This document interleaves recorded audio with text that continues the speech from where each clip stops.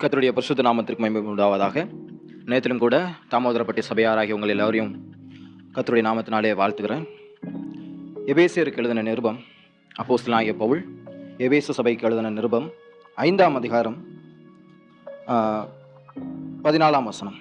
ஆதலால் தூங்குகிற நீ விழித்து மரித்தோரை விட்டு எழுந்திரு, அப்பொழுது கிறிஸ்து உன்னை பிரகாசிப்பிப்பார் என்று சொல்லியிருக்கிறார். காலையில நாம விழித்திரு ஆயத்தமாயிரு என்ற செய்தியை கேட்டோம். இப்பொழுது விழித்திரு எழுந்திரு என்ற செய்தியை நாம் கேட்டோம். விழித்திரு எழுந்திரு. இந்த பகுதி எபேசு சபைக்கு பவுலால் சொல்லப்படும். இந்த எபேசிய நிருபத்தை நீங்க முழுசா வாசிச்சு பார்த்தீங்கன்னா உங்களுக்கு தெரியும் ஒரு மனுஷன் என்ன செய்யணும், என்ன செய்யக்கூடாது. சபையில ரட்சிக்கப்பட்ட கர்த்தருடைய சீஷரா இருக்கிறவங்க, அதாவது கிறிஸ்தவர்களா இருக்கிறவங்க என்ன செய்யணும், என்ன செய்யக்கூடாது.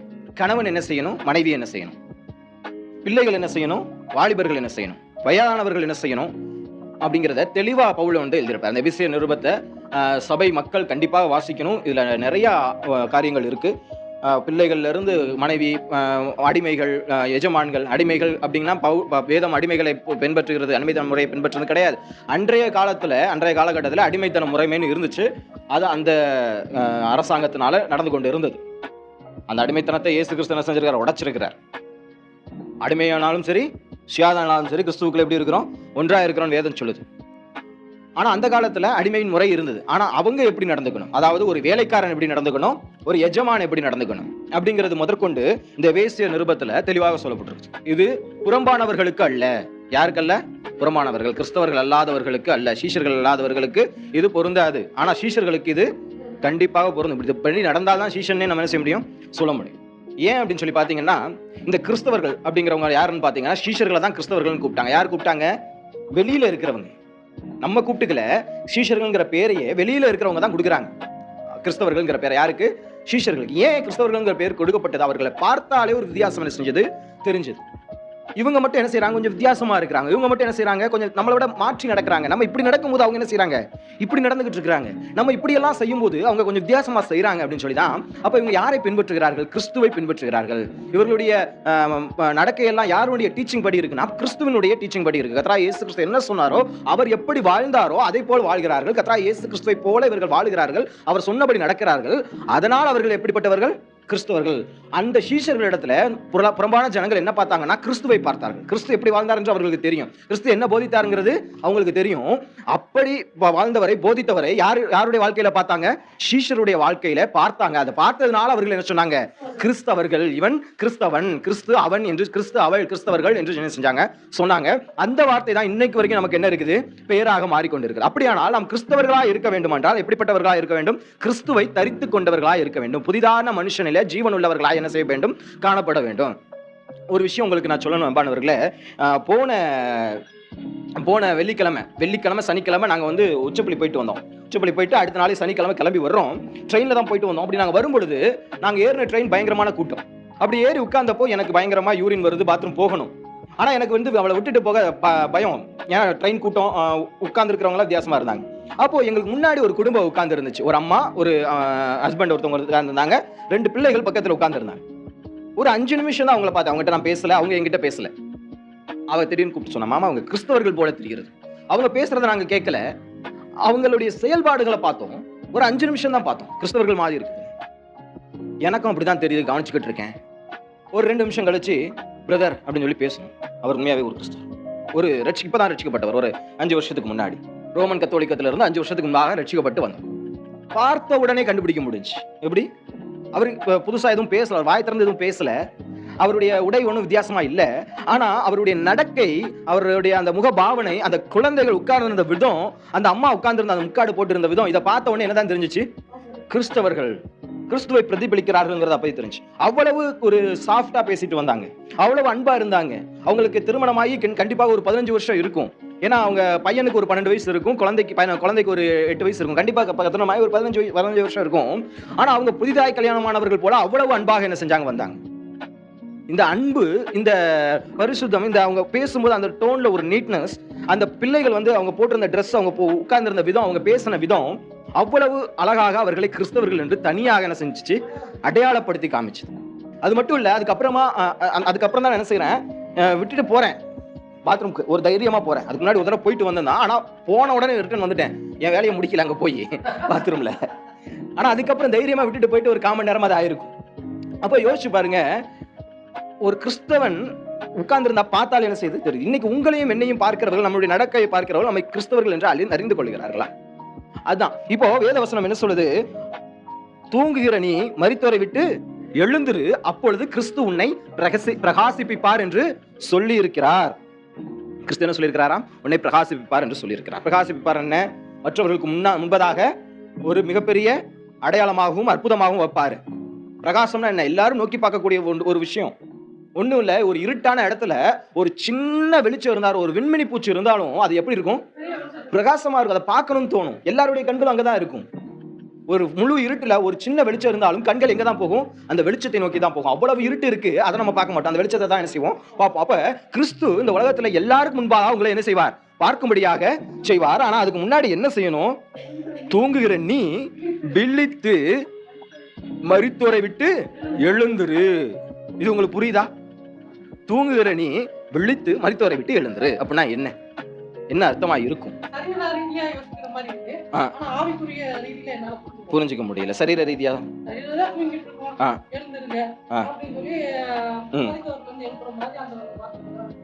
சரி, தூங்குகிறவனுக்கும் மரிச்சவனுக்கும் என்னங்க வித்தியாசம்? தூங்குகிறவன் திரும்ப எழுந்திருக்க முடியும், மரிச்சவன் எந்திரிச்சிக்க மாட்டான். கரெக்ட். ரெண்டாவது ஒரு வித்தியாசம், தூங்குகிறவனுக்குள்ள ஜீவன் இருக்கிறது, மரித்தவர்கள் இடத்துல ஜீவன் இல்ல. அந்த ஜீவன் எங்க இருந்து வந்தது? அவருக்குள் ஜீவன் இருந்தது, அந்த ஜீவன் இருள பிரகாசிக்கிறது. உலகத்திலே வந்து எந்த மனுஷனையும் பிரகாசிப்பிக்கிற மெய்யான ஒளி அவர். அப்போ அந்த ஜீவன் யாருக்குள்ள இருந்து வந்தது? கர்த்தராகிய இயேசு கிறிஸ்துவுக்குள்ள வந்தது. அப்படி தூங்குகிற நீ எழுந்துரு. அப்படின்னா என்ன அர்த்தம்னா, நிறைய பேர் செத்து கிடக்குறான், உணமா கிடக்குறான், நீ அவன் பக்கத்துல தூங்கிக்கிட்டு இருக்க. அதான அர்த்தம். தூங்குகிற நீ மரித்தோரை விட்டு எழுந்துருன்னா என்ன அர்த்தம்? நிறைய பேர் புணமா செத்து கிடக்குறான், நீ அவன் பக்கத்துல என்ன செஞ்சிருக்க? படுத்து தூங்கிட்டு இருக்க, எந்திரிச்சு வந்துரு. யோசிச்சு பாருங்க, தூங்குகிறவனுக்கும் மரித்தவனுக்கும் இந்த மாதிரி நேரத்துல என்ன செய்யாது? ஒரு வித்தியாசமும் தெரியாது. ஜீவன் இருந்தாலும் வித்தியாசம் தெரியும். அப்போ அந்த பிணங்களோட படுத்திருக்கிறவங்களுக்கு பிணமாகிற வாய்ப்பு ரொம்ப ரொம்ப அதிகம். அது ஒரு விளையாட்டா பண்ணாலும் அங்க என்ன இருக்கு? வாய்ப்பு ரொம்ப ரொம்ப அதிகம். நான் கொஞ்சம் கஷ்டமானதா பேசுறேன் நினைக்காதீங்க, இன்னும் கஷ்டமானது இனிமே பேச வேண்டியது இருக்கும், அதனால சொல்றேன். அப்போ பிணங்கள் மத்தியில நீ படுத்திருக்காத, எந்திரி அப்படிங்கிறது தான் இந்த ஒரு சட்டம். நீ பிணத்தின் மத்தியில படுத்திருந்து உடனே நான் பிரகாசிக்க பண்ணனா நாறிடுவ. ஆண்டவர் சொல்றதுதான், நீ பிணத்தின் மத்தியில படுத்திருக்கும் போது நான் இப்பயே உன்னை பிரகாசிக்க வச்சுட்டேன், நான் எல்லாரும் பார்க்க வச்சுட்டேன்னா எப்படி போகும்? நாற்றம் எடுத்து போகும். அதனாலதான் என்ன செய்ய மாட்டேன்? இப்போ நான் உன்னை பிரகாசிக்க வைக்கல, நீ என்ன செய்ய? முதல்ல அதுல இருந்து எந்திரி, அவங்களோட இருந்து எந்திரிச்சு வா, முழிச்சு எந்திரிச்சு வா, நான் உன்னை என்ன செய்யறேன்? பிரகாசிப்பிக்கிறேன். நீ பிணத்தோட பிணமா கடந்தீங்கன்னா என்ன செய்ய மாட்டேன்? பிரகாசிப்பிக்க மாட்டேன். அது இன்னொரு நல்லதுக்கு. இன்னைக்கு சிலர் இருக்கிறாங்க, ஏதோ ஒரு வகையில தங்களை கிறிஸ்தவர்கள் என்று சொல்லிக்கொண்டு பெரிய அளவுல முன்னேறி வந்துருவாங்க. ஆனா பெரிய அளவுக்கு வந்த பிறகும் அவங்களுடைய அந்த செயல்பாடுகள் வந்து பிணங்களை போல மரித்த அந்த செய்கைகள் இருக்கிறதுனால அவங்களுடைய ஜீவியம் வந்து நாற்றம் எடுத்து போகிறது. ஏன் இதை அடிக்கடி எழுதுறாருன்னா, ஏன் இந்த இடத்துல எபேசி புஸ்தகத்துல, எபேசிய நிருபத்துல எபேசு சபைக்கு ஏன் தூங்குகிற நீ? ஏன்னா அவங்க நிலைமை அப்படி இருந்தது, தூங்குகிறவர்களாக இருந்தார்கள். ஏற்கனவே பவுல் 2ஆம் அதிகாரத்துல இப்படியாக சொல்றாரு, பாஸ்டர் கூட சொன்னாரு, அக்கிரமங்களிலும் பாவங்களிலும் மரித்தவராக இருந்த உங்களை உயிர்ப்பித்தார். அப்ப மரித்தவர்கள்னா யாரு? அக்கிரமங்களிலும் பாவங்களிலும் இருக்கிறவங்க. எப்படிப்பட்டவங்க? மரித்தவங்க. கர்த்தராகிய இயேசு கிறிஸ்துவை அறியாதவங்க. அவங்களுடைய பாவம் மன்னிக்கப்படல, அவங்களுடைய விலைக்கரியம் சிந்தப்பட்டதை அவங்க ஏற்றுக்கொள்ளல. அதனால என்ன செய்யல? அவங்க பரிசுத்தமாகும்படி அழைக்கப்பட்டிருந்தவங்க அவங்க என்ன செய்யல? பரிசுத்தமாகல. அவங்க செத்த அந்த கிரியை, மரித்த கிரியையில இருக்கிறாங்க. அந்த அப்படிப்பட்டவங்க மரிச்சிருந்தாங்க. ஆனா நீங்கள் நான் எப்படி இருக்கிறோம்? உயிர்ப்பித்தார். தேவன் என்ன செஞ்சிருக்கிறாரு? நம்மளை உயிர்ப்பிச்சிருக்கிறாரு. ஆனாலும் நம்மிடத்துல அந்த அக்கிரமமும் பாவமும் காணப்படுமானால் நாம் எப்படிப்பட்டவர்களா இருக்கிறோம்? மரித்தவர்களிடத்திலே தூங்குகிறவர்களாக இருக்கிறோம். செத்து போன பிணத்தோட செத்து போன படமாக இருந்தா கூட ஒண்ணும் பெருசா தெரியாது. ஏன்னா ஆவி போயிருச்சு, நாத்த அடிக்காது, யார் என்ன பேசினாலும் காதுல செய்யாது, விழாது. ஆனா முழிச்சிருக்கிற நாம அங்க இருந்தோம், இங்க எப்படி இருக்கும்? யோசிச்சு பாருங்க. யாராவது பிணவரையில சாப்பிட முடியுமா? இல்ல மரணம், வீட்டுல மரணம் இருக்குதுன்னா அவங்களை எடுத்துட்டு போய் வச்சுட்டு வந்து குளிச்ச பிறகுதான் என்ன செய்வோம்? வீட்டுக்குள்ளேயே வரும். நம்ம அப்பா தான், நம்ம அம்மா தான், நம்ம தாத்தா தான், நம்ம பாட்டி தான், மாமா தான், அவ்வளவு பாசமா இருந்தவங்க தான். ஆனா நம்ம சாப்பிடணும்னா என்ன செய்யணும்? குளிச்சுட்டு தான் வீட்டுக்கு வரணும். ஏன்? கிருமி மட்டுமா? பல விதமான காரணங்கள் இருக்கு. கிருமிகள் முக்கியமான காரணம். அடுத்து நாற்றம், அதுக்கு அடுத்து ஒரு இன்னொரு விஷயம், அவங்களை குளிக்கிறதுக்கு இன்னொரு விஷயம் என்னன்னா, நம்ம தண்ணியில அடிக்கடி தண்ணி படும்போது நம்மளுடைய மைண்டு கொஞ்சம் ரிலாக்ஸ் ஆகும். அதுக்கான காரணம் என்னன்னா, நம்ம தாயின் கருவில் இருக்கும்போது தண்ணிக்குள்ள இருந்தோம், அதனால மைண்ட் ரிலாக்ஸ் ஆகும், அந்த துக்கம் கொஞ்சம் குறையும். இன்னைக்கும் கூட யாருக்காவது நான் ஒரு சைக்காலஜிக்கல் டிப்பா சொல்றேன், ரொம்ப துக்கம் இருக்கா, நல்ல ஜோம் பண்ணிட்டு ஒரு சுடுதண்ணியில குளிங்க, இல்லைன்னா ஷவர் திறந்து விட்டு குளிங்க. ஜோம் பண்ணாலே முக்கால்வாசி குறைஞ்சிரும். அதுக்கு மேலே டயர்டா இருந்துச்சுன்னா குளிச்சிருங்க, சரியா. இன்னைக்கு எனக்கு பயங்கரமான தலைவலி இதெல்லாம் இருந்துச்சு, குளிச்சுட்டு வரலான்னு தான் நினைச்சேன், லேட் ஆயிடுச்சு. வந்திருந்தா இன்னும் கொஞ்சம் நல்லா இருந்திருக்கும். அப்போ தூங்குறவர்களை பார்த்து சொல்றாரு, மரித்தோரை விட்டு எரிந்துரு. அப்ப மரித்தோரோட இருக்கக்கூடியது காரணம்னா, நமக்குள்ள இருக்கிற ஒரு சில பாவ பழக்க வழக்கங்கள். முன்னே மரித்தவர்களா இருந்த அதே அதிகாரத்துல பாத்தீங்கன்னா நீங்க தெரியும், கீழ்ப்படியாமன் பிள்ளைகள் இடத்தில் அப்படின்னு சொல்லி ஆரம்பிக்கும். 2:2 இருக்கு, கீழ்ப்படியாமன் பிள்ளைகள் இடத்தில் கிரியை செய்கிற ஆவிக்கேற்றபடி நடந்து கொண்டீர்கள். அப்படி அது என்னென்ன காரணம்னு சொல்லி பாத்தீங்கன்னா, அது என்னென்ன பாவங்கள் அப்படின்னு சொல்லி பாத்தீங்கன்னா நிறைய இருக்கு. அப்படியே வம்பும் புத்தியீனமான பேச்சும் பரியாசமும் தகாதவைகள். 5ஆம் அதிகாரம் 4ஆம் வசனத்துல இருக்கு. தகாதவைகள், ஸ்தோத்திரம் செய்தலே தகும், விபச்சாரக்காரனாவது, அசுத்தனாவது, விக்கிரகாரனைக்காரனாகிய, பொருளாசைக்காரனாவது தேவனுடைய ராஜ்யமாகிய கிறிஸ்துவின் ராஜ்யத்திலே சுதந்திரம் அடைவது என்று அறிந்திருக்கிறீர்களே. கிறிஸ்துவின் ராஜ்யம்னா என்ன? கிறிஸ்து எங்கே ஆளுகை செய்கிறாரோ அது கிறிஸ்துவனுடைய ராஜ்யம். இந்த சபை ஒரு கிறிஸ்துவனுடைய ராஜ்யம். பரலோக ராஜ்யம் யாருடைய ராஜ்யம்? கிறிஸ்துவனுடைய ராஜ்யம். அப்போ இந்த பொருளாசை காரணமாவது விபச்சார காரணமாவது இருந்தா கிறிஸ்துவனுடைய இதுல என்ன செய்ய முடியாது? சுதந்திரம் அடைய முடியாது. சபைக்கு வரலாம், வந்துட்டு போகலாம், ஆனா என்ன செய்ய முடியாது? சபையில நிலைத்து நிற்க முடியாது, ஒரு சுதந்திரம் அடைய முடியாது. இப்படிப்பட்டவர்கள் நிமித்தமாக கீழ்ப்படியாமல் பிள்ளைகள் மேல் தேவா கோபானிக்கினை வருவதால் ஒருவனும் உங்களை வீண் வார்த்தையினாலே மோசம் போக்காதபடிக்கு எச்சரிக்கையா இருங்கள், அவர்களுக்கு பங்காளியாகவும் இராதீங்கள். முக்காலத்திலே நீங்கள் அந்தகாரமாய் இருந்தீர்கள், அப்பொழுது கர்த்தருக்கு வெளிச்சமாய், இப்பொழுதோ கர்த்தருக்கு வெளிச்சமாயிருங்கள், வெளிச்சத்தின் பிள்ளைகளாய் நடந்து கொள்ளுங்கள். இதுல அவர் சொல்ல விரும்புவது என்னன்னா, முற்காலத்திலே உங்கள்கிட்ட பலவித கிரியைகள் காணப்பட்டுச்சு. விக்கிரகாராதனை இருந்துச்சு, பொருளாசை இருந்துச்சு, இது குடி இருந்துச்சு, வெறி இருந்தது, துர்மார்க்கம் இருந்துச்சு, கபட வசனிப்பு இருந்துச்சு, புத்தி இல்லாத பேச்சு இருந்துச்சு. ஆனா இப்ப நீங்க என்ன செஞ்சிருக்கீங்க? உயிர்ப்பிக்கப்பட்டு இருக்கிறீங்க. இப்ப என்ன செய்யக்கூடாது? எது இருக்கக்கூடாது? நீங்க செத்து கிடந்தீங்க, உங்க மேல புழு இருந்துச்சு, நாற்றம் ஏற்பட்டுச்சு, அது பிரச்சனை இல்லை. ஆனா இப்ப என்ன செய்யப்பட்டிருக்கீங்க? உயிர்ப்பிக்கப்பட்டிருக்கீங்க. இப்ப போய் நீங்க மரித்தவர்கள் மாதிரி படுத்திருந்தா மறுபடியும் அதெல்லாம் என்ன செய்யுது? வருது. என்ன செய்வாங்க? ஒரு நாள் செத்து போயிட்டான்னு நினைச்சு போச்சுட்டு போயிருவாங்க. அந்த புதைக்கிற நாள் வர்றதுக்கு முன்னாடி என்ன செய்யுங்க? எழுந்துருங்க. அப்படி என்னென்ன காரியங்கள் நம்மகிட்ட இருக்கு? முற்காலத்துல எப்படி இருந்தோம்? கோபப்படுகிறவர்களா இருந்தோம், பயப்படுகிறவர்களா இருந்தோம். எல்லாருக்கும் முன்னாடி சண்டைக்கு போறவன் ரொம்ப ரொம்ப ரொம்ப பயந்தவன். சண்டைக்கு போறவன், கோபப்படுகிறவன் ரொம்ப பயந்தவனா இருப்பான். அடி அடிக்கிறவன் ரொம்ப ரொம்ப பயந்தவன். நான் என்னோட எக்ஸ்பீரியன்ஸ் சொல்றேன், சைக்காலஜி படியாவும் சொல்றேன். அடிக்கிறவன் ரொம்ப பயந்தவன். கிறிஸ்தவர்களுக்கு எப்பயுமே பயம் இருக்கக்கூடாது. கிறிஸ்தவர்களுக்கு பயம் இருக்கக்கூடாது. முக்கியமா மரண பயம் இருக்கக்கூடாது. என்ன பயம் இருக்கக்கூடாது? மரண பயம் இருக்கக்கூடாது. இருந்துச்சுன்னா விசுவாசம் இல்லை. அப்படி மரண பயம் இருந்துச்சு, கண்டிப்பா நரகத்துக்கு தான் போகணும். ஏன்னா நரகத்துக்கு போறவங்களோட முதல் லிஸ்ட்ல என்னதான் வருது? பயப்படுகிறவர்களும். உங்களுக்கு எனக்கு பயம் இருந்துச்சுன்னா நம்ம என்ன செய்யல? ரட்சிக்கப்படல. இல்லைன்னா நம்ம தூங்கிக்கிட்டு இருக்கோம். ஏன்? கர்த்தராகிய இயேசு கிறிஸ்து மேல உண்மையாவே விசுவாசம் வைத்திருந்தோமானால், நம்முடைய பாவங்கள் மன்னிக்கப்பட்டு இருக்கிற விசுவாசம் இருந்துச்சுன்னா, நம்ம சரியா இருக்கிறோங்கிற விசுவாசம் இருந்துச்சுன்னா என்ன வராது? மரணத்தை கண்டு ஒரு பயம் எப்பயுமே என்ன செய்யாது? வராது. நான் மரணத்தை பார்த்து பயந்தது இல்லை. அதனால மரணம் சம்பந்தமான விஷயங்களை தைரியமா பேசிடுவேன். நான் பாட்டுக்கு ஓப்பனா பேசிடுவேன். அது சிலருக்கு ரொம்ப பயத்தையும் மன கஷ்டத்தையும் ஏற்படுத்தும். இப்போ அவங்களுக்காக நான் மரணத்தை குறித்து பேசுறது கொஞ்சம் தயக்கப்பட வேண்டியது இருக்கு. அது நம்ம சபையில நிறைய பேர் அப்படி இருப்போம். சில இடங்கள்ல இன்னைக்கு பாடணும் இல்லையா ஒரு பாட்டு, இல்ல கடைசியா பாடினது தேவனை நான் உமதண்டையில் பாட்டு எனக்கு ரொம்ப பிடிச்ச பாட்டு. அதை பாடுறதுக்கெல்லாம் திட்டு வாங்கியிருக்கேன் இப்போ 2-3 நாளா. எங்க ஊர்ல ஒரு கிழவி இருந்துச்சு, உடம்பு முடியலன்னு படுத்திருந்தாங்க. அங்க போய் மூப்பர்கள் போய் ஜோம் பண்ணுவாங்க இல்லையா, என்ன பூசி ஜோம் பண்ணும்போது போய் ஜோம் பண்ணியிருக்காங்க. இப்படி ஜோம் பண்ணும்போது 4-5 பேர் சேர்ந்து ஒரு பாட்டு பாடிட்டாங்க, பரலோகத்தை குறித்த ஒரு பாடல். அந்த அம்மா இவ்வளவு நேரம் முடியாம படுத்துக்கிற அம்மா எந்திரிச்சு உட்காந்து, ஏத்தா நீங்க ஜோமே பண்ண வேண்டாம், வெளியே போங்க, இந்த பாட்டை பாடாதீங்கன்னு நினைச்சான். அவ்வளவு பயம். அதே ஊர்ல ரெட்டியப்பட்டியில தான் பிரதர் ஒரு 5 கிழவிகள் இருந்தாங்க. 5 பேருக்குமே படிக்க தெரியாது. 5 பேருக்குமே என்ன செய்யாது? படிக்க தெரியாது. அதுல ஒரு கிழவி இறந்து போச்சு. பைபிளும் படிச்சது இல்ல, பிரசங்கம் மட்டும் கேட்டிருக்காங்க.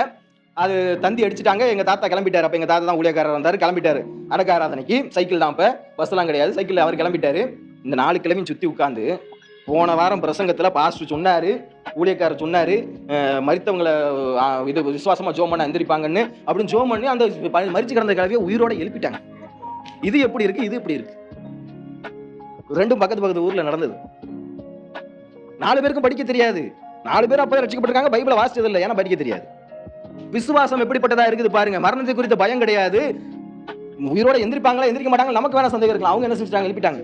எங்க தாத்தாவுக்கு ஊழியக்காரரு பிரசங்கம் பண்ணவருக்கு இல்ல அந்த விசுவாசம். அப்போ யார் உயிரோட எழுப்ப முடியும்? விசுவாசம் உள்ளவன் எழுப்ப முடியும். விசுவாசம் இல்லாம நீங்க எவ்வளவு பெரிய ஆளா இருந்தாலும் ஒண்ணும் செய்ய முடியாது. அது மாதிரி இந்த பயம்ங்கிறது ஒரு மிகப்பெரிய பாவமா இருக்கு. உங்களுக்குள்ள ஒருவேளை பயம் இருக்குமானால், எப்பேற்பட்ட பயமா இருந்தாலும் கர்த்தருக்கு பயப்படுகிற பயம் மட்டும்தான் என்ன செய்ய முடியும், நம்மள பாதுகாக்க முடியும். அது மட்டும் தான் பரலோகத்துக்கு கொண்டு போக முடியும். மற்ற எப்பேற்பட்ட பயமா இருந்தாலும், அது பிசாசுக்கான பயமா இருந்தாலும் சரி, பாவம் செஞ்சிருவோமோன்னு பயம் இருந்தாலும் சரி, பாவம் செஞ்சிருவோமோங்கிற பயம் நம்முடைய விசுவாச குறைச்சலை தான் என்ன செய்யுது, காட்டுது. அப்போ விசுவாச குறைச்சல் இருந்தா தான் என்ன இருக்கும், பயம் இருக்கும். பயம் இருந்தா என்ன இருக்கும், கோபம் இருக்கும். இந்த இது ரெண்டும் இருந்துச்சுன்னா அது பாவம். பாவம் இருந்தால் நம்ம என்ன செய்ய முடியாது, பரலோகத்துக்கு போக முடியாது. எப்படிப்பட்ட கிரியை, மரித்தோர் இடத்துல காணப்படுகிற கிரியை. அந்த பயத்தினால தான் மரித்தோர் என்ன செய்யறாங்க, பல கோயில்களுக்கு போறாங்க, பல இடங்களுக்கு போய் என்ன செய்யறாங்க, முங்கி எந்திரிச்சிட்டு வர்றாங்க. தங்களுடைய பாவத்தை எப்படியாவது கரைக்கணும். நம்மளும் கீழ்ப்படியாமையின் பிள்ளைகளா இருந்தப்போ என்னதான் செஞ்சோம், அப்படிப்பட்டவர்களா இருந்தோம். பல இடங்களுக்கு போனோம், பல இடத்துல என்ன செஞ்சோம், காசு சேர்த்து வச்சோம். எங்க தாத்தா அடிக்கடி சொல்லுவாரு, பரலோகத்துக்கு போக காசு தேவையில்லை, ஆனா நரகத்துக்கு போக பாவம் செய்ய என்ன வேணும், காசு வேணும். பரலோகத்துக்கு போக அது இலவசம். ரட்சிப்பு எப்படிப்பட்டது, இலவசம். ஆனா நம்ம என்ன செஞ்சோம், அந்த பாவம் கழுவப்படுறதுக்கு என்ன செஞ்சோம், பல இடங்களுக்கு போனோம், முங்கி எந்திரிச்சோம். எத்தனை ஞானஸ்நானம் எடுத்துருப்போம் தெரியல, கடல்ல குளிப்போம், தீச்சட்டி ஏந்துதல், பல விஷயங்களை செஞ்சோம். இப்ப என்ன செஞ்சிருக்கோம், உண்மையான வெளிச்சம் யாருன்னு தெரிஞ்சிருச்சு, உண்மையான ஜீவன் யார் கொடுப்பாருன்னு தெரிஞ்சு அவருக்கு வந்த பிறகும் இவங்க கட்டாயப்படுத்துறாங்க, அவங்க கட்டாயப்படுத்துறாங்க. இல்லைன்னா இவரோட இருந்துக்குவோம், சரி இதையும் கொஞ்சம் எட்டி பார்த்துட்டு வருவோம். போன வருஷம் வரைக்கும் நான் என்ன செஞ்சேன், இந்த திருவிழால ஊரையே சுத்திக்கிட்டு இருந்தேன், நைட்டு பூரா ஜாலியா இருந்தேன். இப்ப திருவிழா இல்லையே நம்மகிட்ட, சரி நம்ம இதுக்கு போகல, சாமி கும்பிட போகல, திருவிழாவை பார்த்துட்டு வருவோம்னு போனாலும் அது எப்படிப்பட்ட கிரியா இருக்கிறது, பாவமா இருக்கு. திருவிழாவை போய் பாக்குறோம், நம்ம என்ன நினைப்பான், இதோ கிறிஸ்தவம் வந்திருக்கான்னு நினைப்பானா,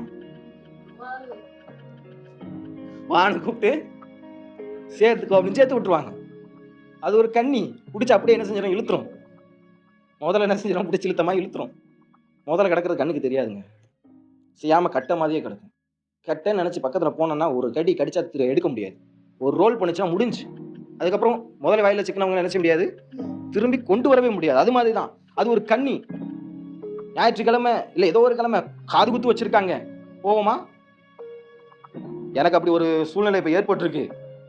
ஆனா நம்ம போக மாட்டோம், கரெக்டா போக மாட்டோம். இல்ல அவளுமே போக மாட்டேன்னு தான் சொன்னா.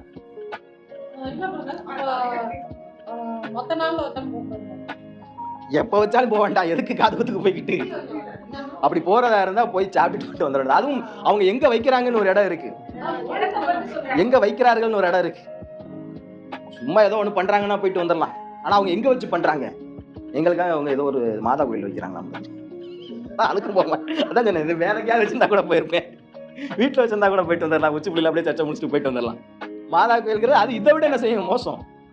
மற்றவர்கள் போறதை பத்தி கூட எனக்கு தெரியாது. ஆனா எங்க அப்பா வந்து இங்க ஒரு சபை, ஆர்சி சபை ஓபன் பண்ணியிருந்தாங்க, ஒரு பிரதிஷ்டம் ஏதோ ஒன்று நடந்துச்சு. அதுக்கு எங்க அப்பாவை கூப்பிட்டாங்கன்னு சொல்லிட்டு வெளியே போய் நின்று போட்டோ எடுத்தாலும் அங்கே பயங்கரமா திட்டிவிட்டேன். அடுத்தவன் போகட்டும், நம்ம போனோம்னா இவரும் அதை அங்கீகரிக்கிறார். ஏன்னா இவர் சரியான பிரசங்கத்தை போதிக்கிறான்னு தெரியும், இவர் இதை அங்கீகரிக்கிறான்னு தெரிஞ்சுன்னா மற்றவங்க என்ன செய்வாங்க, ஓ இதுவும் அப்போ நார்மலைஸ் ஆகிடும். இன்னைக்கு நிறைய கிறிஸ்தவர்கள் பண்ற தவறு தான். அன்னைக்கு அவருக்கு நான் பயங்கரமா திட்டு விழுந்துச்சு. இந்த மாதிரி விஷயங்கள்ல நம்ம மூத்தவர்களை கண்டிக்கிறது என்னது கிடையாது, தப்பு கிடையாது. இந்த மாதிரி சில நேரங்களில் சிலர் வந்து என்ன செய்வாங்க, ஏதோ ஒரு இன்ஃப்ளூயன்ஸ்ல போக வாய்ப்பு இருக்கு. அதெல்லாம் எப்படிப்பட்டது, பாவமா இருக்கிறது. இதனால என்ன ஆகும்னா மற்ற ஜனங்கள் வந்து அதை பின்பற்றி போக வாய்ப்பு இருக்கு, பின்பற்றி போயிட வாய்ப்பு இருக்கு. அதனால சத்தியத்துல எப்பயும் எப்படி இருக்கணும், வைராக்கியமா இருக்கணும். அதுக்காக உயிரே போனாலும் பரவாயில்லை, அது பிரச்சனையே இல்லை. அந்த பயம் நமக்கு என்ன செய்யக்கூடாது, இருக்கக்கூடாது. கிறிஸ்தவர்களுக்கு மீண்டும் என்ன செய்யக்கூடாது, விக்கிரகாரணைக்குள்ள போகமா இருக்கக்கூடாது. அதுக்கடுத்து பொருளாசை இருக்கக்கூடாது. இந்த பொருளாசையை சொல்லும் போது விக்கிரகாரணை அது கொஞ்சம் படிங்க, எனக்கு வாயில வர மாட்டேங்குது. காரணாகிய பொருளாசை காரணாவது. பொருளாசைங்கிறது இருந்தா விக்கிரகாராதனைங்கிறதும் இருக்கும். விக்கிரகாராதனை இருந்தா பொருளாசை என்ன செய்யும், இருக்கும். பண ஆசை எல்லா தீமைக்கும் வேறா இருக்கிறது அப்படின்னு சொல்லி ஆண்டவர் சொல்றாரு. ஆண்டவரை காட்டி கொடுக்க அதுவும் பண ஆசை தான். உப்பு தூளா மாறின லோத்தினுடைய மனைவி பண ஆசை. பண ஆசை தான் என்ன செஞ்சிச்சு, அந்த இடத்துல பாவத்தை செய்ய வச்சுச்சு. தீமைக்கு வேற அதுதான். ஆனா பண ஆசைனால அவங்க என்ன செய்யல, உப்பு தூண் ஆகல. திரும்பி பார்க்க கூடாதுன்னு சொன்னாங்க, பண ஆசைனால திரும்பி பார்த்தாங்க. திரும்பி பார்த்ததுனால உப்பு தூணானாங்க. இப்படி பல காரியங்கள் இருக்கு. ஆனா ஆசையினால யூதாஸ் செஞ்சான், காட்டி கொடுத்தான். அவன் ஒருவேளை நான் நினைக்கிறேன், இது உண்மைன்னு நான் சொல்ல முடியாது, சத்தியம்னு சொல்ல முடியாது, என்னுடைய ஒரு அறிவு கெட்டின வரைக்கும் நான் சொல்றேன், இயேசு கிறிஸ்துவ பல பேர் என்ன செஞ்சாங்க, கைது செய்ய முயற்சி பண்ணாங்க பல தடவை. ஒரு தடவை கைது செய்ய வந்தவங்க இயேசு கிறிஸ்து பேசிக்கிட்டு இருந்ததை பார்த்து, இதுவரைக்கும் இப்படி ஒருத்தன் பேசுனதை காட்டுதுன்னு சொல்லிட்டு நினைச்சிட்டான், ரிட்டர்ன் போயிட்டான். அப்படிப்பட்ட நேரத்துல யார் இருக்கா? யூதாஸ் காரியோத்து இருக்கிறான்.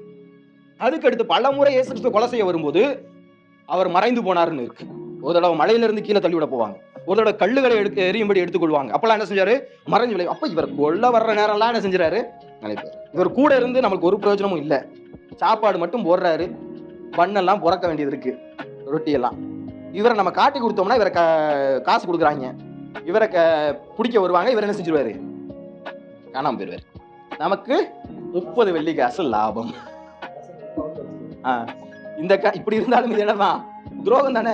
யாரை விற்கணும் அந்த இடத்துல? பணாசைக்காக இயேசு கிறிஸ்துவை விற்க தயாரா இருக்கான். அவன் நினைச்சு பார்க்கலாம், நம்மளுக்கும் இந்த தாட் நிறைய வரும். இதை ஏன் சொல்றேன், இந்த தாட் நிறைய வரும். இயேசு கிறிஸ்து நான் மன்னிச்சிருவாரு, 30 வெள்ளி காசை கொண்டு போய் ஆண்டவரை மன்னிங்கன்னு ஒரு தடவை காலில் விழுந்தா மன்னிச்சிருவாரு, மறுபடியும் சேர்ந்துக்கலாம், மறுபடியும் ஒரு 30 வெள்ளி. எங்கேயோ இந்த எண்ணம் ஏற்கனவே கேட்ட மாதிரி இருக்கா.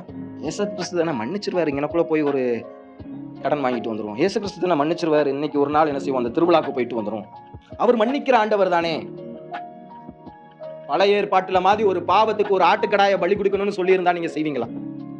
உங்கள் பாவத்தை மன்னிக்கணும்னா ஒரு ஆட்டுக்கடாவை பலி கொடுக்கணும். குறைஞ்சது 8000 ரூபா வருமா பிரதர்? ஆட்டுக்கு 10,000 ரூபா வரும். அப்ப செய்வீங்களா? அப்போ ஆட்டுக்கிடாவின் ரத்தத்தை மதிக்கிற அளவுக்கு கூட நமக்கு கர்த்தராகிய இயேசு கிறிஸ்துவின் ரத்தத்தை மதிக்கலையா? யோசிச்சு பாருங்க. அவரை மறுபடி காலில் போட்டு மிதிக்கிறோமே. சொந்தக்காரன் கூப்பிட்டா, ஃப்ரெண்டு கூப்பிட்டா, நண்பன் கூப்பிட்டா, ஒரு நாள் ஜாலியா இருக்குது, போய் பார்த்துட்டு வந்தா நல்லா இருக்கும், கலர்ஃபுல்லா கொண்டாடுறாங்க. போன வருஷம் போனோம், நண்பனுடைய திருவிழா, சொந்தக்காரனுடைய திருவிழா, ஒரு கூட்டம், ஞாயிற்றுக்கிழமை அன்னைக்கு போறோம், ஒரு நாள் தானே. யோசிச்சு பாருங்க. ஒரு ஆட்டுக்கிடாவனுடைய ரத்தத்தை விட இயேசு கிறிஸ்துவினுடைய ரத்தம் கீழ்த்தரமாக போய்விட்டதா? அப்படிதான் நம்ம நினைக்கிறோமா? இதுதான் செத்தவர்களுடைய கிரியை. அதாவது இந்த உலகத்துக்கு ஒத்த வேஷம் தரிக்கிறது. அவன் செய்யறான், இவன் செய்யறான், இந்த பாஸ்டர் செய்யறாரு, அந்த ஊழியக்காரர் செய்யறாரு, நம்மளும் அப்படி இருக்கலாம். யார் என்ன செஞ்சாலும் தவறு தான், பாவம் தான். தாவீது பண்ணிட்டாருங்கிறதுக்காக விபச்சாரம் பாவம் இல்லாம போயிருச்சா? தாவீதுக்கு என்ன செஞ்சு தண்டனை கிடைச்சிச்சு? தாவீது கடைசி வரை என்ன செய்ய முடியல, தேவனுடைய இதை கட்ட முடியல, சாவும் போகல. சாலமோன் பண்ணிட்டாருங்கிறதுக்காக பலதார மனங்கள் சரியாயிருமா? அவருடைய ராஜபாரம் உடைந்து போனது. அவருக்கு கிடைச்ச தண்டனை அவருடைய மகன் காலத்துல கிடைக்கும். தாவீது நிமித்தமா உன்னை விடுறேன்னு சொன்னாரு, அவருடைய காலத்துல கிடைக்க வேண்டியது. எலியா பண்ணதுனால கொலை நார்மலைஸ் ஆயிருச்சா? இல்ல, பாவம் தான். எலியா வந்து அந்த இடத்துல அக்னியை தான் இறக்கி இருக்கணும். ஏன் கொலை செய்தார்? தவறு, ஆண்டவருடைய இதுக்கு மீறி செஞ்சது. அதனாலதான் அவர் போய் ஒரு இதுக்குள்ள படுத்துக்கிறார், டிப்ரெஷன்ல கிடக்கிறார். அதுக்கப்புறம் அவருடைய ஊழியம் அவர் அதிகமா செய்யல. அடுத்து எலிசாவை தான் அடுத்து போறது எலிசாவை தான் போய் தேர்ந்தெடுக்கிறார். அவர் என்னதான் மிகப்பெரிய ஊழியனா இருந்தாலும், எவ்வளவு பெரிய கிறிஸ்துவுக்காக போராடுகிறவர் இருந்தாலும், பாவம் செய்தால் பாவம். ஒரு ஊழியக்காரரை தெரியும், அவர் ஒரு மிகப்பெரிய ஊழியக்காரர் இருந்தார், ரொம்ப வல்லமையான ஊழியக்காரர், நல்ல ஒரு ஊழியக்காரர். அவர் ஒரு பாவத்தை செய்திருந்தார். அவருடைய உள்ளத்தில் அது குத்தின போது அவர் மன்னிப்பு கேட்டார். போய் ஜாமக்காரன் ஒரு பத்திரிகை இருந்தது, உங்களுக்கு தெரியும் நினைக்கிறேன். அவர்கிட்ட அவரே போய் நான் இப்படிப்பட்ட பாவத்தை செய்தேன்னு சொல்லி மனம் திரும்பி 1 வருஷம் கழிச்சு மறுபடியும் ஊழியத்துக்கு வந்தார். முன்னை காட்டிலும் அவருடைய ஊழியம் நல்லா இருந்துச்சு. அப்போ யார் செய்தாலும் பாவம் தான். அதுக்கடுத்து இந்த பாவத்தில் இன்னொரு முக்கியமான விஷயம், இன்னும் மற்றவர்களை போல வாழ்ந்து கொண்டிருக்கும், உலகத்திற்கு ஏத்தாவர் போல. நமக்கே தெரியாத சில விஷயங்கள்லாம் இதெல்லாம் பாவம் செய்வோம். ஜாதின்னு ஒரு காரியம், நான் இந்த ஜாதி, நீ அந்த ஜாதி.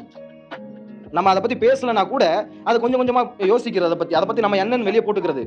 இந்த நேரத்துல நான் ஒரு இடத்துல மன்னிப்பு கேட்க விரும்புகிறேன். என்னுடைய திருமண பத்திரிகையில ஜாதியை பத்தி போட்டது அது மிகப்பெரிய தவறு, அது பாவம் என்பதை நான் உணர்கிறேன். அது குற்றிக்கொண்டே இருக்கிறது. அப்பா வந்து அதை ரொம்ப எதிர்த்தாங்க. அதுக்கப்புறம் இன்னொரு 100 பத்திரிகைகள் அடித்தோம், ஆனால் அதையும் கொடுக்க முடியலை. அது ஒரு ஆசீர்வாத குறைவாக என்னுடைய வாழ்க்கையில் அமைந்துவிடும் என்ற ஒரு பயமும் இருக்குது. அதுக்கு 1000 காரணங்கள் சொன்னாலும் கர்த்தருக்குள்ளாக அது தவறு, அது ஒரு பாவம் என்பதை நான் அதை சபை முன்பதாகவும் கர்த்தரிடத்திலும் நான் மன்னிப்பு கேட்கிறேன். எங்கள் குடும்பமாக நாங்கள் மன்னிப்பு கேட்கிறோம். இனிமேல் படிப்பட்ட காரியங்களை, பாவங்களை நாங்கள் செய்ய மாட்டோம் என்பதை அறிக்கை எடுக்கிறோம். சரிதானே? அப்போ ஜாதியை நீங்கள் பின்பற்றுவீர்களானால், இந்த ஜாதியை பற்றிய காரியங்கள் பின்பற்றுவீர்களானால், ஒன்று அது மனிதர்களை விலக்கி பார்ப்பது, நீ மேல நான் கீழே. இது ஆண்டவருடைய 2ஆம் கற்பனைக்கு நேரடியான ஒரு எதிரி. உன்னை நேசிப்பது போல் பிறரை நேசிக்கும். இது 2ஆம் கற்பனைக்கு நேரடியான ஒரு விரோதி ஜாதியில. அப்ப அது பாவமா இல்லையா? பாவம். ஜாதி நடுப்பை ஏற்றத்தாழ்வு பார்க்கிறது ஒரு விதத்துல பாவமா இருக்கு 2ஆம் கற்பனைக்கு. சரி, இந்த ஜாதியின் அடிப்படையில பாத்தீங்கன்னா ஜாதியினுடைய கான்செப்ட் என்ன? பிரம்மனுடைய தலையில் பிறந்தவன் பிராமணன், நெஞ்சில பிறந்தவன் வைஷ்யன், என்ன சொல்லுவாங்க, சத்திரியன், இடுப்பிலே பிறந்தவன் வைஷ்யன், காலில பிறந்தவன் சூத்திரன். அப்படின்னா இதன் அடிப்படையில தான் என்ன செய்யப்பட்டிருக்கு? இந்த ஜாதி கட்டமைக்கப்பட்டு இருக்கிறது, எந்த ஜாதியா இருந்தாலும். இப்போ இந்த ஜாதியை நாம் பின்பற்றுவோம், ஆனால் மறைமுகமாக எதை பின்பற்றும்? ஏற்றுத்தாழ்வு விடுங்க, விக்கிரகாராதனை. பிரம்மனை நம்ம ஏற்றுக்கொள்றோம், அது ஒரு விக்கிரகாராதனை. அப்போ அது எதைக்கு? தேவநாய கத்திரத்தில் முழு இருதயத்தோடு, முழு ஆத்மாவோடு, முழு பலத்தோடு அன்பு கூர்வாய்ங்கிற பிரதான கற்பனை என்ன செஞ்சிருது? மீறிடுது. அப்புறம் 2 பாவங்கள் அதுக்குள்ள இருக்குது. முதல் பாவம் என்ன? தேவனை மறுதலிக்கிற பாவம். 2வது பாவம், 2வது கற்பனையாகிய உன்னை நேசிப்பதும் பிறனையும் நேசின்னு சொன்னதையும் மீறுற பாவம். அப்போ இந்த பாவத்தை நம்ம செய்வோம். இது ரொம்ப நார்மலா தெரியும் இல்லையா? ரொம்ப நார்மலா தெரியும், இதெல்லாம் பாவமானு தெரியும். ஆனா இது ஒரு பாவம், 2 விதத்துல இது பாவம். தேவனுடைய எல்லா கற்பனைகளும் மீறுறது இது ஒரே ஒரு இதுல. இது உங்களையும் கிறிஸ்துவ விட்டு ரொம்ப பின்தங்கி வைக்க சொல்லும். இது வரைக்கும் இது உங்களுக்கு, நீங்க இதை பத்தி யோசிக்காம இருக்கலாம். ஆனா இப்போ நான் இதை சொல்லிட்டேன், ஒருவேளை இதை தாண்டியும் நீங்கள் இதை பின்பற்றுவீர்களானால், நான் சொல்லிட்டேன், ஆண்டவர் சொன்னாரு, சொல்லிட்டேன், இதற்கு மேல செஞ்சீங்கன்னா உங்களுடைய இரத்தப்பலி உங்களோடு இருக்கட்டும், நான் உங்களுடைய இரத்தப்பலிக்கு பாத்திரம் இல்லை. அப்போ இதை நாம் தொடர்ந்து பின்பற்றிக்கிட்டே இருப்போமானால் நாம் யாரை மறுதலிக்கிறோம்? ஆண்டவரை மறுதலிக்கிறோம். ஒரு விக்கிரகத்தை என்ன செய்கிறோம்? ஒரு மத கடவுள் என்று சொல்லப்படுகிற ஒருவரை ஏற்றுக்கொள்கிறோம். இது பாவமான ஒரு காரியம். நம்மளோடு பிறந்த ஒரு சகோதரனை என்ன சொல்கிறோம்? நாம் என்ன செய்யறோம்? விட்டு விடுகிறோம். இது ஒரு பாவம். நானும் பிரதரும் வீடு பார்க்க போயிருந்தோம்.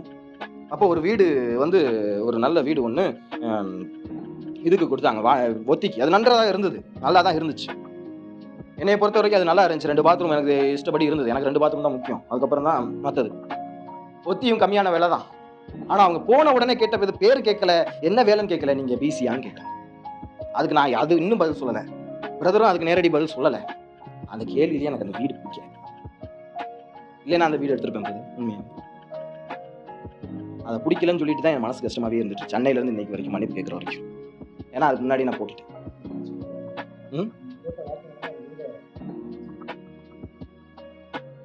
அப்ப பாருங்க, கர்த்தருடைய பிள்ளைகளா இருக்கிற நாம இந்த செத்தவர்களுடைய கிரியை என்ன செய்யக்கூடாது? நமக்குள்ள இருக்கக்கூடாது. நான் இல்லைங்க, நான் முழிச்சு வந்துடுறேங்க, ஒரே ஒரு புழு மட்டும் இருந்துட்டு போட்டோம் பணத்துல இருந்தது. ஆண்டவர் உங்களை பிரகாசிப்பிக்கும் பொழுது அது என்ன செய்யும்? அதுதான் நாற்றம் எடுக்கும். ஒரு செத்தையை பரிமள தைலத்தை என்ன செய்யும்? நாரி போக பண்ணும். அது மாதிரி இன்னும் நிறைய காரியங்கள் இருக்கு. ஒருத்தர் நமக்கு எதிர்த்து நின்னானா அவனுக்கு நேர எதிராக எதிர்த்து நிக்கிறது. கீழ்ப்படியாமையின் பிள்ளைகளா இருக்கும் போது நம்ம செஞ்சோம். ஆனா இப்போ அதை செய்கிறது தவறு. ஏன்னா ஆண்டவர் என்ன சொல்லியிருக்கிறாரு நமக்கு? ஒரு கண்ணத்தில் இறந்தால் மறு கண்ணத்தை என்ன செய்யணும்? காட்ட சொல்லியிருக்கிறாரு. அதை விட்டுட்டு அவனுக்கு எதிர்த்து நின்னோம் அப்படின்னா கிறிஸ்துவை அந்த இடத்துல என்ன செய்ய முடியாது? பிரதிபலிக்க முடியாது. கிறிஸ்துவை போல வாழ அழைக்கப்பட்டவங்க நாம. பரிசுத்தவான்களாகும்படி அழைக்கப்பட்டு இருக்கிறோம், பரிசுத்தமாக்கப்பட்டு இருக்கிறோம். நம்ம ஒவ்வொரு நாள் என்ன செய்யணும்? அவருடைய வழியில தேறிக்கிட்டே இருக்கணும். அப்படி தேராம இன்னும் நாம் மரித்தவர்களை போல காணப்படும் இந்த உலகத்துக்கு ஒத்த வேஷம் தெரிச்சோம்னா, நமக்கு கிறிஸ்தவர்கள்னு சொல்லியும் அந்த வித்தியாசம் இல்ல, கிறிஸ்துவை பார்க்க முடியல, நம்ம உண்மையா யார் கிடையாது, கிறிஸ்தவர்களை தூங்கிட்டு இருக்கோம். என்னைக்கு தூக்கி போட்டு புதைப்பாங்கன்னு தெரியாது நம்மள. இப்படி தூங்கிக்கிட்டே இருந்தோம் அப்படின்னா என்னைக்குமே என்ன செஞ்சிருவோம்? மரித்தவர்களை போய் ஆகிவிடும். அந்த புழு நம்ம மேல ஏற ஆரம்பிக்கும். அது கொஞ்சம் கொஞ்சமா நம்ம என்ன செய்யும்? அரிக்க ஆரம்பிக்கும். உண்மையாவே நம்முடைய ஜீவன் நம்மளை விட்டு என்ன செஞ்சிடும்? போயிடும்.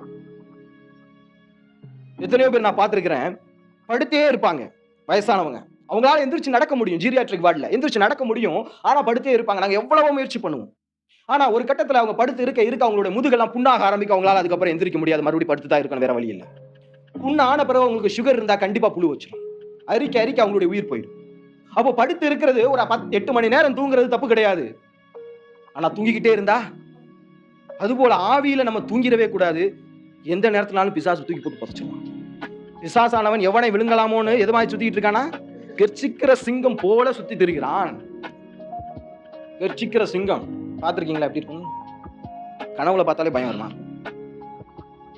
உண்மையாவே பாக்குறதுக்கு பயமா இருக்கும். இவ்வளவு உயரமாவது இருக்கும், உயரம் இவ்வளவு இருக்கும். ஒரு கடி கடிச்சுன்னா சோழி முடிச்சு. அது போல என்ன செய்யறான்? சுத்தி திரிகிறான். எவனை விழுங்கலாமோ, எவன்டா படுத்து கிடப்பான் தூக்கி போட்டு புதைக்கலாம். நான் அந்த சில நேரம் டிவியில ஏதாவது ஒன்று பார்த்துட்டு இருக்கிறது உண்டு. ஒருத்தர் கல்லறைக்கு வந்திருப்பான், கலர் தோட்டத்துக்கு ஏதோ செய்தி கொடுக்க ஏதோ வந்திருப்பான். கொஞ்ச நேரம் டயர்டா இருக்குன்னு படுத்தவன அனாதா போன கிடக்கும் தூக்கி போச்சிருவான். வேகமாலேயே என்னைய வேண்டா புதைச்சது. அவன் செய்தி கொடுக்க வந்தவன்டா. பிசாசு அப்படிலாம் சொல்ல மாட்டான். புதைச்சியா நல்லா மேல என்ன செய்ய, கல்லை போட்டு மூடிடு. அவன் என்ன செய்யக்கூடாது, திரும்பி எழுந்திருக்க கூடாது. இன்னைக்கு உங்கள் மத்தியில இந்த செத்த குணங்கள் காணப்படுமானால், இந்த மரித்தவர்களை மாதிரி கிடப்பீங்களானா மாற்றிக்கொள்வது உத்தமம். மாற்றிக்கொள்ளணும். ஒரு விஷயம், நம்ம எல்லாம் இந்த சபைங்கிறது ஒரு பல நோயாளிகளை கொண்ட ஒரு மருத்துவமனை மாதிரி. இங்க சபையில நம்ம பரிசுத்தமாகும்படி என்ன செய்யப்பட்டிருக்கோம், அழைக்கப்பட்டிருக்கோம், பரிசுத்தமாக்கப்பட்டு இருக்கிறோம். தொடர்ந்து நம்ம எப்படிப்பட்டவர்களாக இருக்கும், பரிசுத்தமாகிக்கொண்டே இருப்போம் தேவனுக்கு ஏற்றபடி. அப்போ நம்மளுக்குள்ள ஒரு சில பாவக்கிரியைகள் இருக்குமா, ஒரு சில நோய்கள் இருக்குமானால் அது என்ன செய்யணும், குணமாகணும். என்ன செய்யணும், குணமாகணும். ஹாஸ்பிட்டல்ல போய் சேர்த்த பிறகு, இன்னைக்கு பிரதர் நானும் பேசிட்டு வரும்போது சின்னதா ஒரு புண்ணு இருந்துச்சு. சிஸ்டருக்கு இருந்திருக்கு, உங்களுக்கு இருந்துச்சுல சிஸ்டர், தம்பிக்கு சின்னதா கையில இருந்த புண்ணுக்கு ஆஸ்பத்திரிக்கு போன பிறகு பெருசாயிருச்சு, கையை வெட்டணும்னாங்க. அது ஆஸ்பத்திரி சொல்ல முடியுமா? ஆனா நம்மளுடைய சபை ஜீவன் உள்ளது. இங்க வந்தா என்ன செய்யணும், புண்ணு ஆறணும். புண்ணு ஆறல என்ன அர்த்தம், ஆஸ்பத்திரிக்கு ஒழுங்கா வரல, இல்ல ஆஸ்பத்திரியில சொல்றது என்ன செய்யல, கேட்கல. டாக்டர் என்ன சொல்லுவா, இந்த மாத்திரையெல்லாம் இத்தனை மணிக்கு போடணும்பாங்க, போட மாட்டாங்க. போடலைன்னா என்ன செய்யாது, புண்ணு ஆறாது, நோய் என்ன செய்யாது, சுகமாகாது. அதாவது கண்டிப்பா போடணும் ஐயா. ஏன்னா இது வந்து ராபிஸ் நோய்க்கான இன்ஜெக்ஷனு, ராபிஸ் நோய்க்கான இன்ஜெக்ஷனு கரெக்டா டயத்துக்கு போடணும். ஆமா, கண்டிப்பா அந்த ஊசி நீங்க போடணும். ஃபர்ஸ்ட் இதை கண்டிப்பா போடணும். அதாவது என் ஜனங்கள் அறிவில்லாமல் சங்காரமாகிறார்கள்னு பைபிள்ல வசனம் இருக்கு. நமக்கு தேவன் வந்து தெளிந்த புத்தி உள்ள ஆவியை கொடுத்திருக்கிறார். ஒரு ஊசி தான் வலிக்காது, போட்டுக்குங்க, கோச்சிக்காதீங்க. ஏன்னா நாய் கடிக்கிறத தடுக்க முடியாது, ஆனா அந்த ஊசியை போட்டுக்கிட்டோம் நமக்கு. அப்படியானால் இது மாதிரி பல பாவ காரியங்கள் இருக்கு. இன்னும் தாண்டி என்ன இருக்கு, அவர்களுக்கு பங்காளிகளாகாதிருங்கள். யாருக்கு, நயவஞ்சகமா இதற்கெல்லாம் இழுக்கிறவங்களுக்கு பங்காளிகளாகாதிருங்கள். நான் கொஞ்ச நேரம் செத்து கிடக்கிறேன், நீ கொஞ்ச நேரம் எனக்கு கம்பெனி கூட யாராவது சொன்னா போய் படுப்பீங்களா பக்கத்துல? நான் செத்துட்டேன்னா நீ என் கூட குளிக்குள்ள வந்துடுறா, செய்வீங்களா? அவர்களுக்கு பங்காளிகளாகாதிருங்கள். நாம ஒரு அந்நிய விசுவாசிகள் அவிசுவாசிகள் இடத்துல போய் பேசுகிறோம் அப்படின்னா நம்முடைய நோக்கம் அவர்களை நம் பக்கமாக இழுப்பதாக இருக்கணுமே தவிர நம்ம என்ன செஞ்சிடக்கூடாது, அவங்க பக்கம் போயிடும். அது தவறு. நம்ம என்ன செஞ்சிடக்கூடாது, அவங்க பக்கம் போயிடக்கூடாது. அங்க போனாதான் அவங்க இங்க வருவாங்க அப்படின்னா போக வேண்டாம், அப்படி போக வேண்டாம். சில நேரங்கள்ல சில இடங்கள்ல ஊழியம் செய்ய ரொம்ப எக்ஸ்ட்ரீமா போக வேண்டியது இருக்கும். அதெல்லாம் அதிகமாக தேறினவர்களுக்கே தகும். இப்ப யாரு, நம்ம பவுல் எடுத்துக்கிட்டீங்கன்னா அவர் எங்க போனாரு, கோவிலுக்குள்ள போனாரு.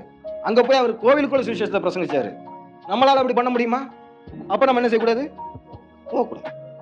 அங்க போய் தைரியமா பேச முடியும், அவங்களுக்கு ஏத்த மாதிரி பேச முடியாது. அவங்க உட்கார்ந்து கேட்டாங்க, அறியப்படாத தேவனுக்குன்னு அந்த இதை பத்தி பேசினதை கேட்டாங்க. அப்படி முடியும். ஆவியானவர் ஏவுனாரு, போனார். நம்மளா போய் என்ன செய்யக்கூடாது. சிலர் வந்து ஆவியானவரையும் பரிசுத்த ஆவியானவரையும் அசுத்த ஆவிகளையும் குழப்பிக்கிறாங்க. ஒரு உணர்ச்சி வசப்பட்ட ஆடக்கூடியதை பரிசுத்த ஆவியானவர்ங்கிறாங்க. பரிசுத்த ஆவியானவர் நேர்த்தியா செய்யக்கூடியவர். எல்லாத்தையும் உணர்ச்சி வசப்பட்டு ஆட வைக்க மாட்டார். சோம் பண்ணிட்டு இருக்கும்போது கண்ணீர் வந்துருச்சுன்னா அது பரிசுத்த ஆவியானவருடைய செயல்னு சொல்லுவாங்க. துக்கம்னாலையும் கண்ணீர் வரும், கண்ணெரிச்சல்னாலையும் கண்ணீர் வரும். எனக்கெல்லாம் சில நேரம் சில பாடல்களை பாடும்போது கண்ணீர் வரும்.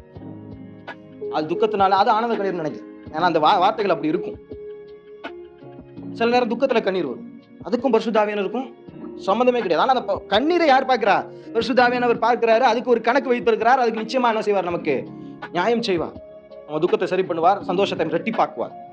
ஆனா அதுக்கும் அந்த கண்ணீர் வர்றதுக்கும் பரிசுத்த ஆவியானவருக்கும் சம்மந்தமே கிடையாது. ஆவியின் வரங்கள் நிறைய இருக்குது, அந்த வரங்களுக்கும் பரிசுத்த ஆவியானவர் இருக்கிறார் அப்படிங்கிறதுக்கு அர்த்தம் கிடையாது. நிறைய பேர் அதை ஃபேக் பண்ணிக்குவாங்க. பல விஷயங்கள் ஃபேக்கா நடக்கும். அதனால நிறைய விஷயங்கள் பார்த்திருக்கேன். அப்ப யார், நம்ம கிறிஸ்துவனுடையவர்கள் நம்ம எதை வச்சு அறிய முடியும்? நம்முடைய வரங்களை வைத்தா? அந்நிய பாஷை பேசுகிறேன், நான் தீர்க்க தரிசனம் சொல்றேன், நான் மரித்தவர்களை உயிரோடு எழுப்புகிறேன், என்னுடைய வரங்களை வைத்து முடியுமா? முடியாது. ஒரு மந்திரவாதி கூட மரித்தவனை உயிரோடு எழுப்ப முடியும். ஆனா கிறிஸ்துவனுடையவன் அப்படிங்கிறது வந்து ஆவியின் கனியினால மாத்திரம் தான் என்ன செய்ய முடியும், அறிய முடியும். ஆவியின் கனி நம்ம இடத்துல என்ன செய்யணும், இருக்கணும். ஆவியின் கனிங்கிறது ஒன்னே ஒண்ணுதான். 9 இது சொல்லப்பட்டிருக்கும். 9 குணாதிசயங்களும் சேர்ந்த ஒரே கனி ஆவின் கனின்னு தான் இருக்கு. வாசிச்சு பார்த்தீங்கன்னா ஆவின் கனிகளோ அப்படின்னு இல்லை, ஆவின் கனியோ அன்பு சந்தோஷம் வந்துடும். அந்த 9 இதுவும் ஒரு டேஸ்ட் மாதிரி. இனிப்பு, இந்த பழம் எப்படி இருக்கு, கொஞ்சம் இனிப்பா இருக்கு, கொஞ்சம் தோப்பு கலந்துருக்கு, கொஞ்சம் புளிப்பு இருக்கு சொல்லுவோம் இல்லையா? அது மாதிரி 9 அம்சங்கள் சேர்ந்தது தான் இந்த ஆவியின் கனி. அப்போ இதுல 8 இருக்கலாம், 1 இல்லாம இருக்கலாம், அப்படி கிடையாது. 80 என்ன செய்யணும், இருக்கணும். அதுல 1 குறைஞ்சாலும் கிறிஸ்துவனுடைய சாயல் என்ன செய்ய முடியாது, வெளிக்காது. இன்னும் வரங்களை பற்றி சொல்லும்போது நாம் தீர்க்க தரிசனம் சொல்லுதலும் குறை உள்ளது, நாம் அந்நிய பாஷை உரைப்பதும் குறை உள்ளது.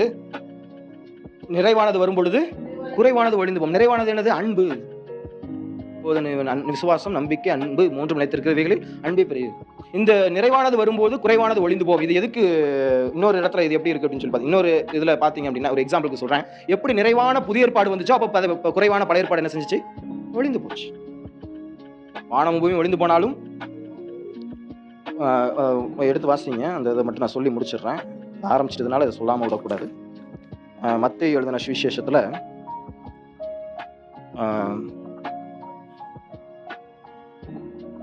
நியாயப்பிரமாணங்களை ஆனாலும் தீர்க்க தரிசனங்களை ஆனாலும் அழிக்கிறதற்கு வந்தேன் என்று எண்ணாதிருங்கள். அந்த வசனம் எங்க இருக்கு?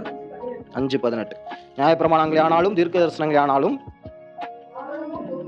அழிக்கிறதுக்கு வந்தேன். அழிக்கிறதற்கல்ல, எதுக்கு வந்தாராம்? நிறைவேற்றுவதற்கே வந்தேன் அப்படின்னு சொல்லிட்டு, வானமும் பூமி ஒழிந்து போனாலும் நியாயப்பிரமாணத்தில் உள்ளதெல்லாம் நிறைவேறும் அளவும் அதில் ஒரு சிறு எழுத்தாகிலும் எழுத்தின் உறுப்பாகிலும் ஒழிந்து போகாது என்று மெய்யாகவே மெய்யாகவே உங்களுக்கு சொல்கிறேன். ஆண்டவர் ஒழிந்து போகாதுன்னு சொல்றாரு, இவன் ஒழிஞ்சு போச்சுங்கிறானே எப்படி? ஆண்டவர் தப்பா சொல்றாரா? நான் தப்பா சொல்றேன்? நியாயப்பிரமாணம் குறைவானது, அது போயிடுச்சு. புது பிரமாணம், புதிய ஏற்பாடு கொடுக்கப்பட்டுருச்சுன்னு சொன்னார். ஆண்டவர் என்ன சொன்னாரு?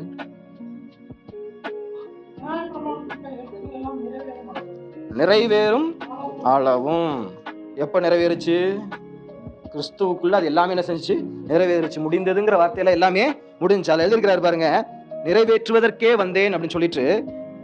எப்ப எது வரவும் ஒளியறது இல்லை, நிறைவேறு வரவும் என்ன செய்யறது இல்லை. ஒரு சிறு வார்த்தையும் எழுப்பாகவும் ஒழிஞ்சு போகாது. அப்ப நிறைவேறின பிறகுதான் அது என்ன செய்யும்? முழுசா மாறும். எங்க மாறிச்சு?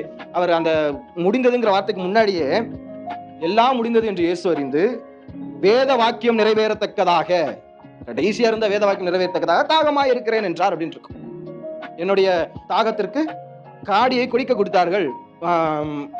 இதுல இருக்கு, சங்கீதத்துல இருக்கு. அதுவும் நிறைவேறும். அப்ப எல்லாத்தையுமே என்ன செஞ்சாரு? நிறைவேற்றி நியாயப்பிரமாணங்களை. அதனாலதான் நியாயப்பிரமாணத்தின் சட்ட திட்டங்கள் நம்மளுக்கு என்ன செய்யாது? சேராது. நமக்கு இருக்கிற சட்ட திட்டங்கள் இயேசு கிறிஸ்து சட்டம் கொடுத்தது. நியாயப்பிரமாணம் எப்படிப்பட்டதா இருக்குது? இந்த மத்தேயு 5 பாத்தீங்கன்னா 5 அதிகாரம் 6 அதிகாரம் 7 அதிகாரத்தை வாசிச்சீங்கன்னா நியாயப்பிரமாணத்திற்கும் இயேசு கிறிஸ்துவின் சட்ட திட்டத்திற்கும் இருக்கும் வித்தியாசங்கள் உங்களுக்கு தெரியும். நியாயப்பிரமாணத்துல ஒரு கண்ணுக்கு இன்னொரு கண், ஒரு பல்லுக்கு இன்னொரு பல். இங்க அப்படி கிடையாது. குத்துனானா வாங்கிட்டு ஸ்தோத்திரம் போ. ஆமா, வாங்கிட்டு ஸ்தோத்திரம் சொல்லிட்டு போ. மன்னிச்சிரு. உன்னை ஆசீர்வதிச்சு சபிக்கிறவங்களை என்ன செய்யலாம்? சபிக்கலாம். ஆனா இங்க உன்னை சபிக்கிறவர்களை என்ன செய்யுங்க? ஆசீர்வதிங்க. உங்களை நிந்திக்கிறவர்களுக்காக ஜெபம் பண்ணுங்கள். நியாயப்பிரமாணம் ஒளிந்து போச்சுன்னு ஒண்ணு அவ்வளவு கஷ்டமான பிரமாணம் ஒளிஞ்சு போச்சுன்னு சந்தோஷப்படாதீங்க. அதை விட இது கஷ்டம். அதை விட இது கஷ்டம். தேவனுடைய கிருபை இருக்கணும், தேவனுடைய இரக்கம் இருக்கணும். விசுவாசம் இருந்தால் மட்டும்தான் என்ன செய்ய முடியும்? புதிய ஏற்பாட்டு பிரமாணங்களை என்ன செய்ய முடியும்? இது பண்ணும். இதுதான் சிலுவையின் உபதேசம். இந்த சிலுவையின் உபதேசம் தான் கெட்டு போகிறவர்களுக்கு பைத்தியமாய் இருக்கிறது. ரட்சிக்கப்படுகிற நமக்கோ அது தேவ பயனா இருக்குது. அப்படியே அன்பானவர்களே, ஒருவேளை நம்மிடத்துல இந்த பழைய காரியங்கள் இல்ல, அந்த பல உலக காரியங்களை எண்ணி அந்த இதெல்லாம் இருக்குமானால் நாம் எங்க இருக்கிறோம்? மரித்தவர்களோட படுத்து கிடக்கிறோம், செத்த பெண்ணத்தோட படுத்து கிடக்கிறோம். ஒருவேளை இன்னும் அதிகமாக ஆரம்பிச்சிருச்சு, அந்த உலக காரியங்கள் அதிகமாக ஆரம்பிச்சிருச்சு அப்படின்னா, பிணங்களில் உள்ள அந்த புழுக்கள் நம்ம மேல என்ன செஞ்சிருச்சு? ஏற ஆரம்பிச்சிருச்சு. அதை உதறிவிட்டு எழுந்திருங்கள், விழித்து எழுந்திருங்கள். அப்பொழுது கிறிஸ்து உங்களை பிரகாசிப்பார் என்று சொல்லியிருக்கிறார். அப்பொழுது உங்களுடைய வாழ்க்கையில் என்ன வர முடியும்? பிரகாசம் வர முடியும். அதுக்கு முன்னாடி வந்தா உங்களுடைய வாழ்க்கை என்ன செய்ய விடும்? நாரிவிடும். அதுக்கு முன்னாடி கொடுத்தா பிசாசானவன் உங்களுக்கு கொடுக்கிறான்னு அர்த்தம். கிறிஸ்து எப்பதான் கொடுப்பாரு? நீங்கள் அதை விட்டு விழித்து எழுந்திருக்கும் பொழுது என்ன செய்வார்? கிறிஸ்து பிரகாசிப்பார். அதுக்கு முன்னாடி கொடுத்தாருன்னா அது யாரு கிடையாது? கிறிஸ்து கொடுக்கிறது இல்ல. பிசாசும் பல இடங்களில் ஆசீர்வாதத்தை கொடுக்க முடியுங்கிறத நம்புங்க. அது ஆசீர்வாதம் கிடையாது, ஒரு ஆசீர்வாதம் போல தோன்றுகிற சாபம். அப்போ நாம் பிரகாசிக்கப்பட வேண்டும் என்றால் முதல்ல என்ன செய்யணும்? விழிக்கணும். அதுக்கப்புறம் என்ன செய்யணும்? எழுந்திருக்கணும். அதுக்கடுத்து என்ன செய்யணும் வேணுங்கிறத அதுக்கடுத்து வாசிச்ச பார்க்கலாம். நாட்கள் பொல்லாதவைகள் ஆனதால் காலத்தை பிரயோஜனப்படுத்திக் கொள்ளுங்கள் சொல்லிட்டு தொடர்ந்து வாசிங்க. நிறைய இருக்கு. அதில் எல்லாத்தையும் வாசிச்சு நாங்கள் இது பண்ண முடியாது. சங்கீதங்களாலும் கீர்த்தனைகளாலும் ஞானப்பாட்டுகளாலும் ஒருவருக்கு ஒருவர் புத்தி சொல்லிக் கொண்டு உங்கள் இருதயத்தை கர்த்தரை பாடி கீர்த்தனம் பண்ணி நம்முடைய கர்த்தராகிய இயேசு கிறிஸ்து நாமத்தினால் எப்பொழுதும் எக்காலத்திலும் பிதாவாகிய தேவனை ஸ்தோத்திரித்து தெய்வ பயத்தோட ஒருவருக்கு ஒருவர் கீழ்ப்படிந்திருங்கள். ஒருவருக்கு ஒருவர் கீழ்ப்படிந்திருங்கள். தொடர்ந்து இந்த முழுசா வாசிச்சீங்கன்னா அடுத்து மனைவிகளேன்னு ஆரம்பிக்கும், அடுத்து புருஷர்களேன்னு ஆரம்பிக்கும், பிள்ளைகளேன்னு ஆரம்பிக்கும். யார் யார்? வாலிபர்களுக்கு இருக்கு, வாலிப ஸ்திரீகளுக்கு இருக்கு, வயதானவங்களுக்கு இருக்கு, விதவிகளுக்கு இருக்கு, அடிமைக்கு இருக்கு, சுயாதீனனுக்கு இருக்கு. அப்போ இது எல்லாவற்றையும் என்ன செய்யணும்? வாசிக்கணும். பைபிளை வாசிக்காம என்ன செய்ய முடியாது? தெரிய முடியாது. பைபிள்ங்கிறது கண்ணாடி மாதிரி, அடிக்கடி எடுத்து பார்க்கணும். அப்பதான் மூஞ்சி என்ன லட்சணத்துல இருக்குன்னு தெரியும். எனவே கிறிஸ்துவுக்குள்ள என்ன செய்யணும்? நம்ம விழித்திருக்கணும், அந்த மரித்தவர்களை விட்டு எழுந்திருக்கணும். அடுத்து என்ன செய்யணுங்கிறத இந்த வசனத்துல எல்லாம் இருக்கு. வீட்டுல போய் நல்லா வாசிங்க. கர்த்தர் தாமே இந்த வசனங்களை ஆசீர்வதிப்பாராக. ஆமென்.